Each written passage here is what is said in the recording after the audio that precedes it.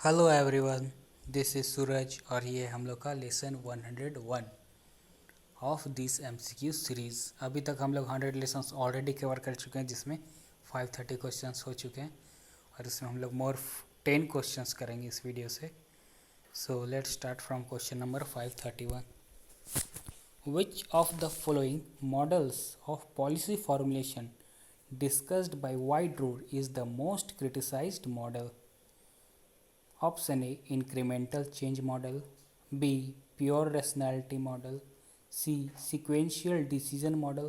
और D, satisfying model। ये जो पॉलिसी फॉर्मुलेशन के लिए मॉडल्स दिए थे वाइड रोड ने, उसमें सबसे क्रिटिसाइज्ड मॉडल कौन था ये बताना। तो आप लोग चाहो तो वीडियो को पॉज करके भी आंसर मार्क कर सकते हो, पर हम आंसर बता देते हैं। इसका करेक्ट ऑप्शन होगा option B, pure rationality model. This model of policy formulation discussed by Wide-Rohr is the most criticized model. So इस क्वेश्चन का करेक्ट ऑप्शन होगा option B. Next question is ये, which of the following statements about the importance of civil society is not correct? इनमें से, इन statement में से civil society के बारे में, के इम्पोर्टेंस के बारे में कौन सा स्टेटमेंट करेक्ट नहीं है? तो option A is, the diversity of civil society will ensure that the state is not held captive by a few groups. Option B, civil society is a locus for recruiting new political leadership. Option C, civil society is concerned with deregulating the government activities so that it becomes result oriented.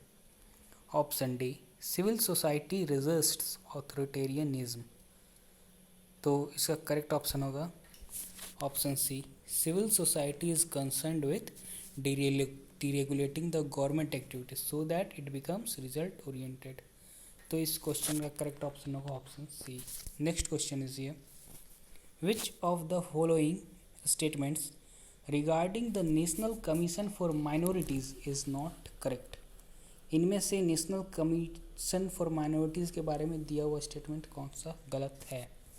Option A, it came into existence as a statutory body on 5 July 1993। Option B, it comprises of 1 chairman and 3 members. Option C, it deals with the minority communities as notified by the government of India. Option D, the safeguard of constitutional and legal rights of minorities is its main objective। तो इस question का correct option होगा option B, यानी it comprises of 1 chairman and 3 members. So this statement is not correct about National Commission for Minorities. Next question, which of the following statements is not correct about the National Commission for Scheduled tribes?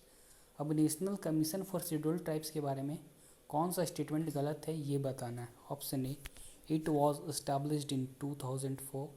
Option B, the term of office of its chairperson and members is of 3 years and they can be reappointed for another term. Option C, the chairman has been given the rank of Union Cabinet Minister and members that of a secretary to Government of India. Option D, it comprises of 1 chairperson and 5 members. So इसका correct option होगा option D, यानी it comprises of 1 chairperson and 5 members. तो इस question का correct option होगा option D. Next question is ये, which of the following is not the objective of social welfare? इनमें से सोशल वेलफेयर का ऑब्जेक्टिव कौन सा नहीं है? Option A, helping the poor and vulnerable. Option B, social problem mitigation. Option C, making people's participation in governance obligatory. Option D, development of the weaker sections. तो जो objective नहीं है social welfare का वो है making people's participation in governance obligatory. तो इस question का करेक्ट ऑप्शन होगा option C. So next question is ये, the Scheduled Castes and Scheduled Tribes Prevention of Atrocities Act 1989 followed from Which of the following constitutional provisions? 1. Article 15(1), 2. Article 15(2), 3. Article 17, 4. Article 46।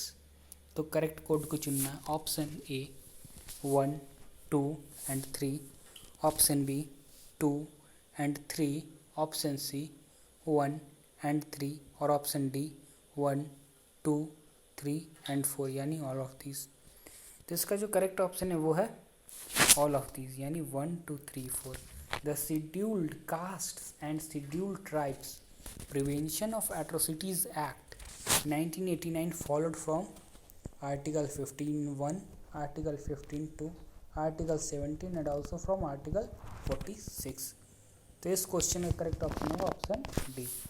So next question is here, which of the following is not related to the jurisdiction of the State Finance Commission? इनमें से state finance commission के jurisdiction के under में कौन नहीं आता है? Option A determination of taxes, duties and tolls which may be assigned to panchayats.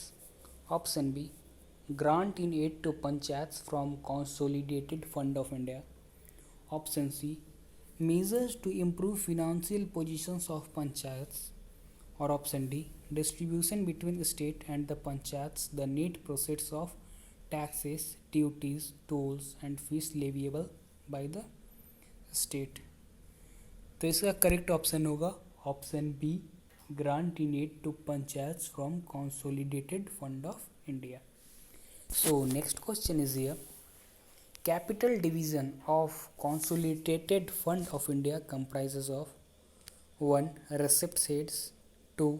Expenditure heads, 3. Public डेब्ट, 4. Public accounts.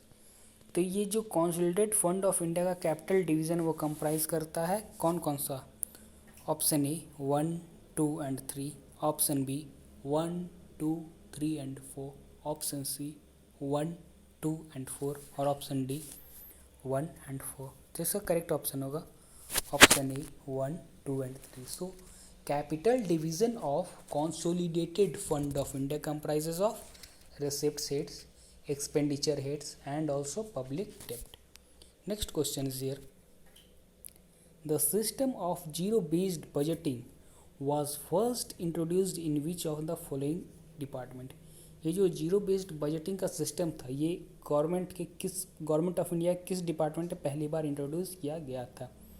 Option A department of economic affairs, option B department of science and technology, option C department of agriculture और option D department of planning. तो ये जो system है zero based budgeting का ये पहली बार जिस डिपार्टमेंट में इंट्रोड्यूस किया गया वो था department of science and technology, government of India. Next question is here and last question of this video, which of the following is the correct meaning of positive recruitment? इन option में से positive recruitment का correct meaning कौन सा है? Option A recruitment through interview only, option B recruitment for welfare administration, option C takes definite steps to attract the best qualified and most competent candidates और option D special recruitment for scheduled caste and scheduled tribes. तो positive recruitment का correct meaning है to takes definite step to attract the best qualified and most competent candidates. तो यही है option C इस video का correct option है। सो ये क्वेश्चन लास्ट क्वेश्चन था इस वीडियो का। आपको ये वीडियो कैसा लगा रिव्यू दीजिए। आप लोगों ने अभी तक पिछले वीडियोस नहीं देखे हैं तो जरूर देखिए।